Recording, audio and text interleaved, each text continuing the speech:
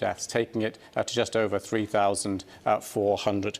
Well, across Europe, it's been another day of grim statistics and images as the virus spreads. According to the AFP news agency, more than 100,000 people are infected right across the continent. Let's take a look. We're going to start now in France, Paris.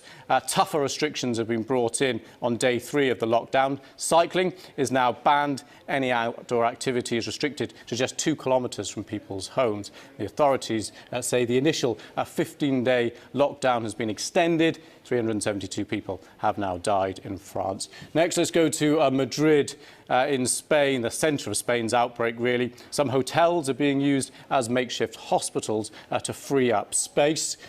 And now let's move to Poland. These amazing pictures. This is the border with Germany, and you can see huge traffic jams. This one stretching 50 kilometres.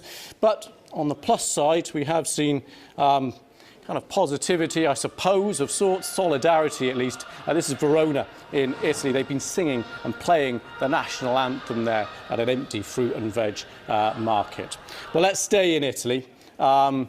Because, of course, the nationwide lockdown has been extended there beyond next week. Northern Italy is worst hit by the outbreak. Some grim footage come out of one affected town, Bergamo. This video was posted on social media. It shows military trucks carrying coffins of coronavirus victims to other provinces because local crematoriums are just struggling to cope. Nearly 100 people have died in the town. And listen to this senior doctor from a hospital in the town. We are in full emergency with this coronavirus pandemic. Our health personnel, nurses and physicians are working round the clock, countless hours to fight this incredible situation. We do not know how long this pandemic will last. I have 2 messages. The first one is for the general population. Please stay at home.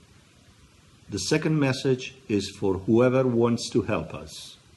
We are in desperate need of both nurses and physicians, together with ventilators and dispositives for protection. I'm afraid another grim warning from a nurse working at a hospital, this time in Milan. This is her assessment. We are all working in a state of very high stress and tension. Psychological tension has gone through the roof. Unfortunately, we can't contain the situation in Lombardy. There's a high level of contagion, and we're not even counting the dead anymore. Well, Italy's been under severe nationwide lockdown for 10 days now. The Prime Minister, Giuseppe Conte, has warned that life won't immediately return to normal when the worst is over. Here's Mark Lowen in Rome.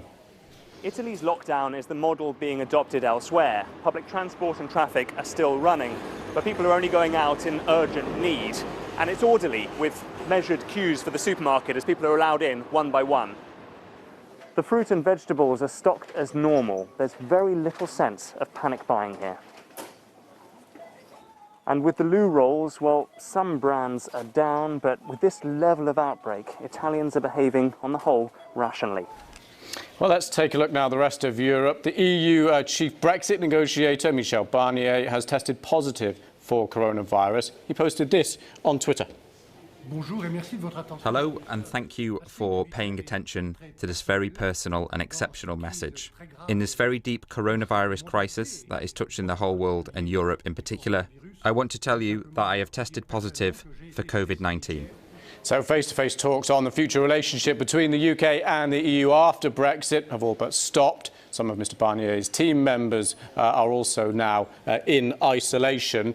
Across Belgium, there are nearly 1,800 cases and tough lockdown measures are being enforced. Here's Gavin Lee, who's in Brussels. There are police patrols on the streets.